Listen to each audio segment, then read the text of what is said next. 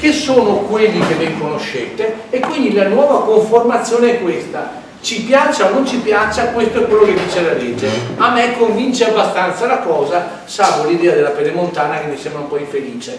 Noi sappiamo anche che rispetto alla nostra zona qui c'è un sistema turistico tematico, quindi come fosse una provincia, per dire, che è quella fatta di Celeste, d'accordo? Che va da San Michele del Tagliamento, da Bibione, fino a Rosolina, che è questo comune qui, d'accordo? E quindi quella ha una sua uniformità territoriale. Rispetto, ecco, la vediamo nel dettaglio, sopra e sotto Venezia, perché Venezia fa sistema turistico tematico a sé, d'accordo? Tornando indietro vedete che ci sono anche altre aree, ma adesso andiamo più velocemente. Abbiamo quindi capito che noi qui siamo in un sistema turistico tematico che si chiama mare e spiagge.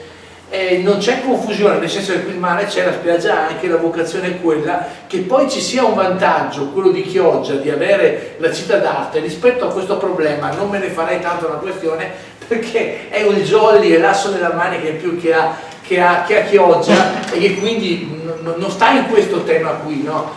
Anzi, Eraclea non ce l'ha, Caule ha qualcosa di storico, ma Bibione non ce l'ha e Chioggia ce l'ha, però la forza, la fonte, neanche solo imprese, anche altri soggetti, anche fondazioni, enti culturali, fa parte. Chiaramente poi, però, se si va a guardare quello che deve fare,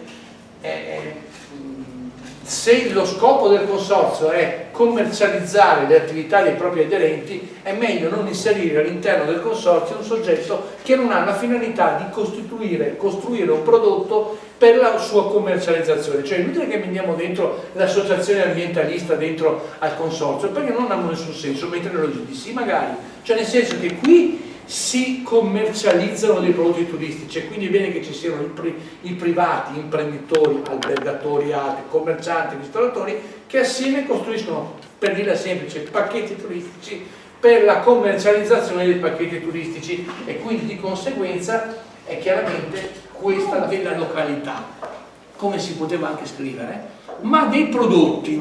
Quindi con la tassa di soggiorno l'OGD mi deve far conoscere il fatto che io consorzio ho dei prodotti, quindi lui lavora per me e io, siccome sono un pezzo del consorzio, pretendo anche che lui faccia quel lavoro. Aggiunto, se il consorzio raggruppa almeno il 60% delle imprese alberghiere o ricettive all'area aperta delle destinazioni, ovvero il 60% delle presenze turistiche della destinazione. Cosa è la destinazione? È quella organizzata in OGD, costituita ai sensi di destinazione si intende ovviamente una località che abbia almeno 1 milione di presenze. Quella è la destinazione turistica. Però dice la destinazione è quella organizzata in OGD.